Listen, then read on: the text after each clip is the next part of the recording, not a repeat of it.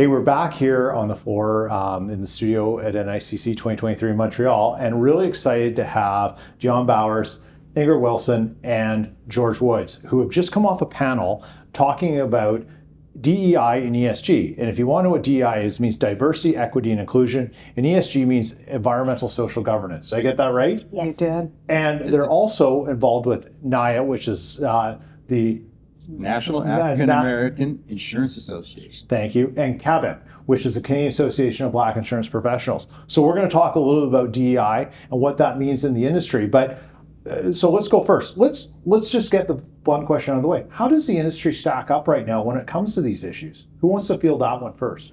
No, I think ladies first. Well, we started talking about that today because we took a report card approach when we're looking at. You're the teacher. You took a report. Yeah, I did it. Sorry, I did it for all of us, but the educator in me. But it's understanding that primary insurers, where do they stack up? Reinsurers, broker agents as intermediaries, and within that, your level of supervision, right? So overall, I think I can't speak for these two, but I had given them a D. The industry is just doing what they can, right? Some are doing a lot better as far as, and this is the Canadian landscape at the end of the day, some are doing better than others. And we'd like to see more of that and the adoption rate in terms of the changes within the, especially mid-management and up. So I think, there's a lot more work to be done, obviously. And that's a fair thing to say. I don't think if you're in this industry that you're saying anything that isn't sort of obvious to the eye, at least, and what we see. So thinking about that, for the companies who have made some progress, what have they done well? What initiatives have they taken? What can you share where you've seen, hey, this has been positive to the outcome of diversity? I think a lot of organizations, at least in Canada, have started moving into the ERGs. Okay. So they've started putting employee resource groups in place. The challenge is, though, that they're putting a lot of the DEI work on the employees. Okay. Right? Some of the organizations have actually realized that they need to compensate the ERGs, right? So it may be something small, or it may be recognizing in their performance reviews that they're on an ERG and they should get more recognition, right? So you're starting to see that shift. It still needs to be, though, more embedded, that it's flowing through leadership and not just leaving these employees to do that. But ERG started in the US and they're just now filtering into Canada. Wow. So, George, what have you seen with success with ERGs then, from coming from the States? Where are you seeing positive impact? Yes, so where I'm seeing positive impact, before it was sort of a nice to do, right? Well, let's set up the ERGs, let's have an ERG that represent various ethnic groups, gender, so forth and so on. Now what's happened, and what I've seen been successful, is some of the ERGs are actually becoming what they call BRGs, business resource groups, where they're looking at ways to how do you tie DE&I to the business. And in some cases, there's been some success. So for example, in the US, a company I used to work for, they had an ERG that was African Heritage ERG. And so what they did is use that ERG to try and leverage, how do we get more minority-owned businesses, provide them with insurance services and solutions, so forth and so on. So that's a different take on it. And I think that's going to be the evolution that you'll probably see here in Canada as well, is as long as it starts to tie to the business, then you'll see more dollars flowing towards, DEI programs. But should it be related to profit and business, right? Is that a problem in itself? Because it seems it's like you're putting pressure to do one thing to support the other, and it doesn't justify, like you need the business to justify the initiative. That seems very counterintuitive to me, because there are other industries who are doing much better at this than insurance. Absolutely. And what, so maybe you can explain one that you notice. I've got my suspicions, maybe not the evidence, but what's an industry that's done well, and when it comes to DEI, and what are they doing well that we're not doing in insurance? I think retail Yeah. Retail is definitely targeting it, but again, it's because of profit, right? Yeah. They want to sell more products. Right. So what they're doing is moving definitely to BRGs. And if you have a national company that's owned out of the US or global that has facilities or offshoots in Canada, you're seeing it flow through. Okay. So they're calling it supplier diversity.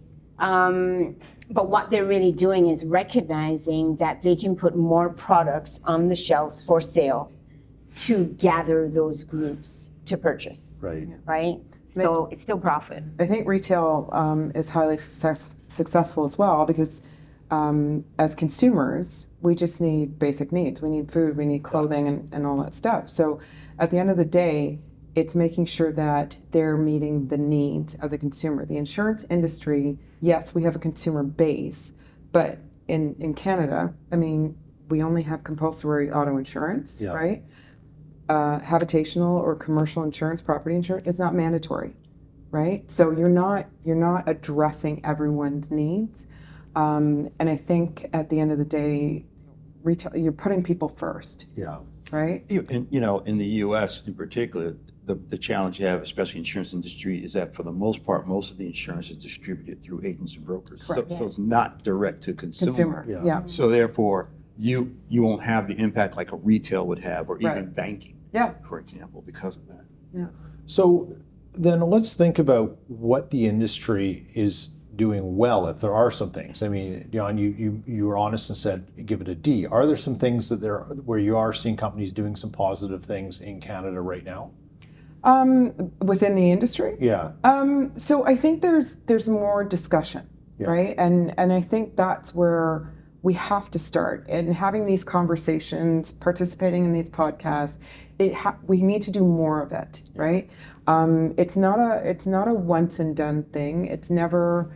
I mean, the educator in me is going to come out. The continuing education around EDI or DEI, whatever people are calling, has to be at the forefront, right? So every year when an organization say, okay, well, what's our checklist for 2023? And by the end of the year, have we checked that box to have that conversation? It has to be an ongoing. And with DEI, and EDI, whatever we want to call it. I was, before we started recording this, I was sort of chatting a little bit about a session I went to at a conference last spring. And the presenter was a young black man, very well spoken, and he made everyone at the conference who was predominantly white uncomfortable. And he did it on purpose, but he did it with empathy. Yeah. And it was an amazing thing to do. And I came back from that, and I said in my organization, we're not the most ethnically diverse organization. And that's simply because of demographics. But it doesn't mean we can't think about the concepts of EDI.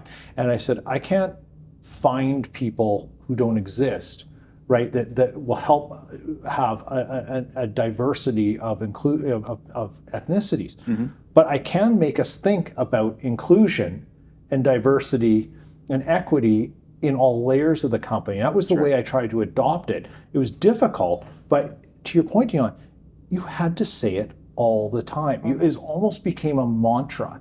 And once you got enough people saying the mantra, then you got the traction.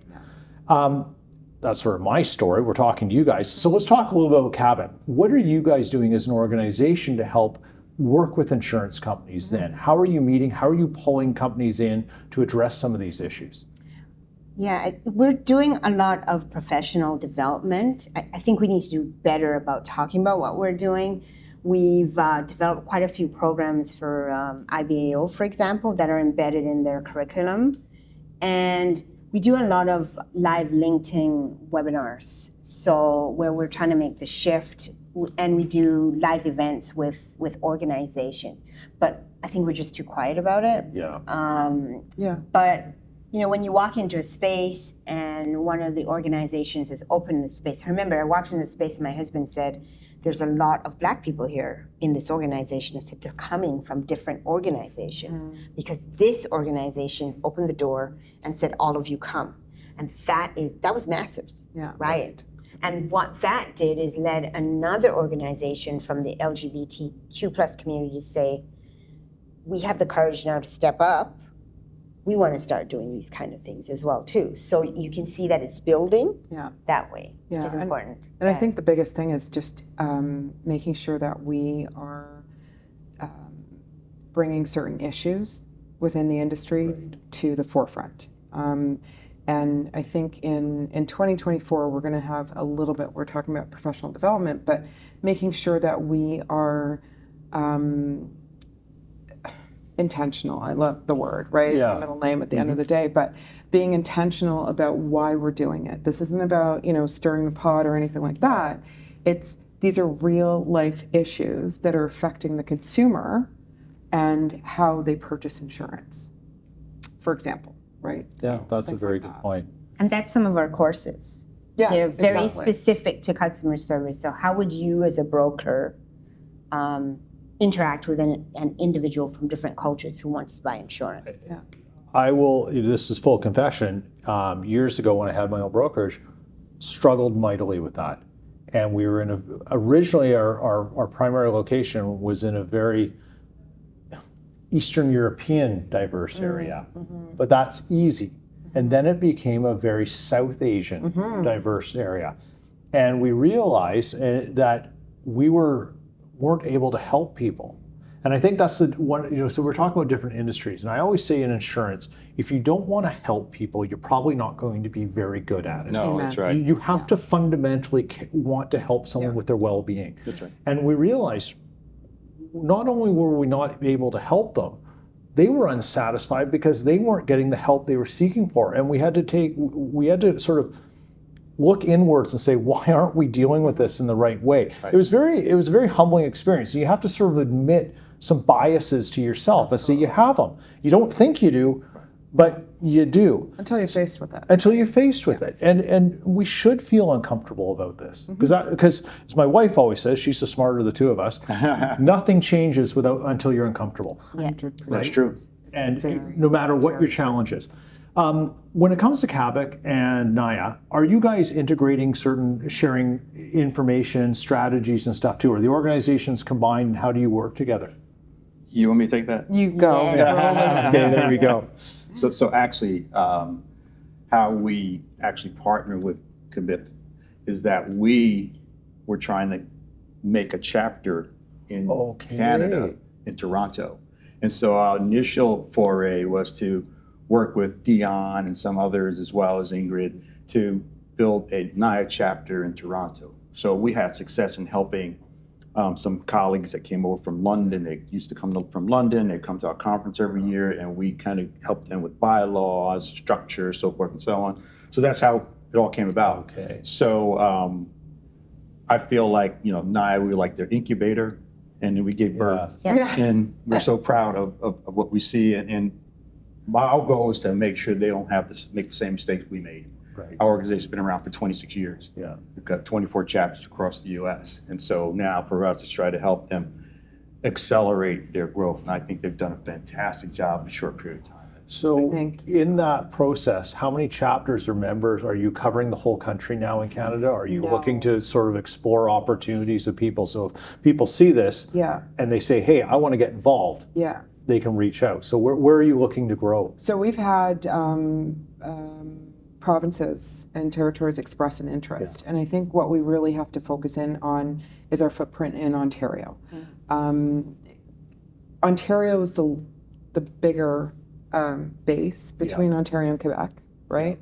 And I would love for us to shift to Quebec. I mean, there's a whole other dynamic that we have to think about in terms of bilingualism and all that stuff. But logically, we'd love to have a national presence, right? And what that looks like is based on, the support and the resources that we have in Ontario to build that infrastructure. Yes.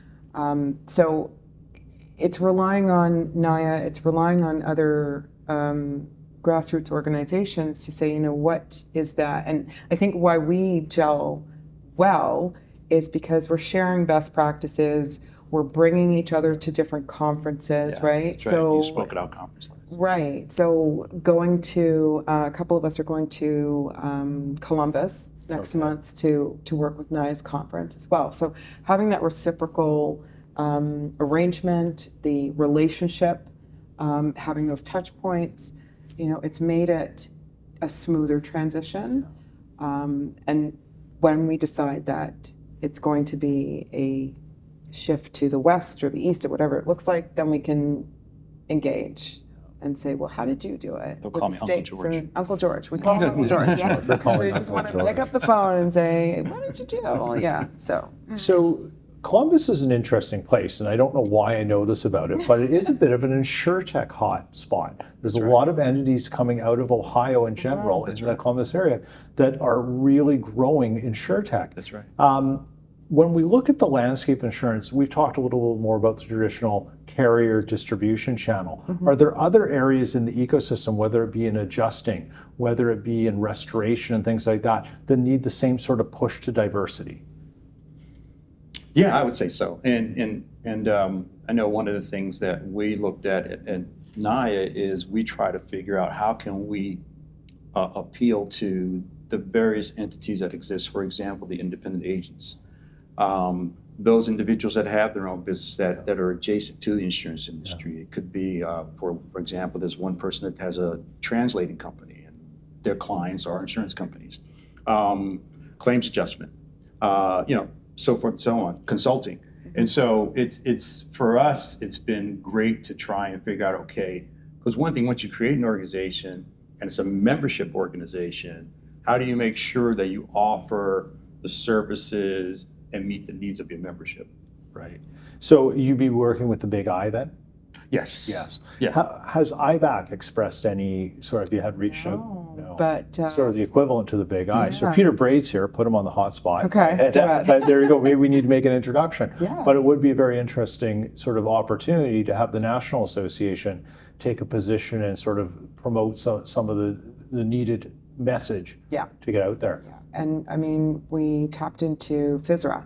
So I had a chat with them earlier this week just to see how we can leverage one another as a regulatory body. Yes. We talk about FSRA being, overseeing solvency of insurers, but also the consumer protectionism.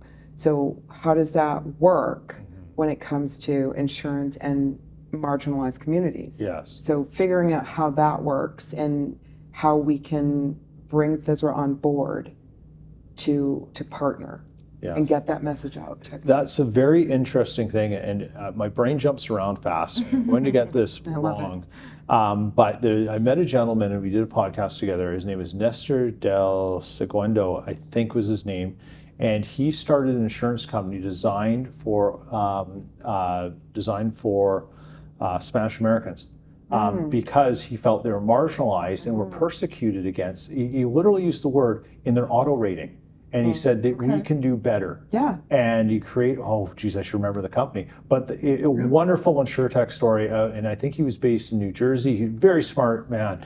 He went to Wharton and he started this company. He said, there was all this stuff that said, this is a whole community of people, Hispanic Americans, who weren't being served. Correct. And as he said persecuted, but we know what that means. They were biased against in their auto rating. And he said, it's wrong, and exponential growth. Yeah. And I wish I could remember the name of his company, but there's probably, and I think it's very interesting, you're looking at the regulator and you're thinking about it that way because there's probably many examples we're not even aware of where this is happening. Yeah. And all the different ethnicities. I mean, we're well aware that Canada is on an incredible immigration boom right now. We are having people arrive under duress and situations, and they still need the most basic of services. And even if you want to rent an apartment, you may be required to have insurance. And you need to be able to purchase it and make an informed decision. And it's necessary. That's a wonderful thing you're doing with that. And I think, there's probably more regulators across the other provinces who need to understand this as well. Even like residential tenancy boards and such. Yes. It's a massive thing. Thank you so much. Now, just from that standpoint, what are you looking forward to for the rest of the conference here at NICC? Cocktails. Yeah. Okay, there we go. For sure, it's been a long day. You guys have come off a panel and you have to sit down with a podcaster and chat. But it's been an absolute pleasure having you step by, sharing some of what you're experiencing. it is a difficult conversation for a lot of people. Yeah. And we should be uncomfortable with it. But when we recognize our discomfort, that's when we can take action and change. Right. Thank you for sharing and being candid with where the issues are. And hopefully this provides a little more oomph for both your associations and what we can do to change the industry. Oh, thank you. Thank you Thanks. very This much. was Much nice. appreciated. Yes. Thank you. Thank you so much.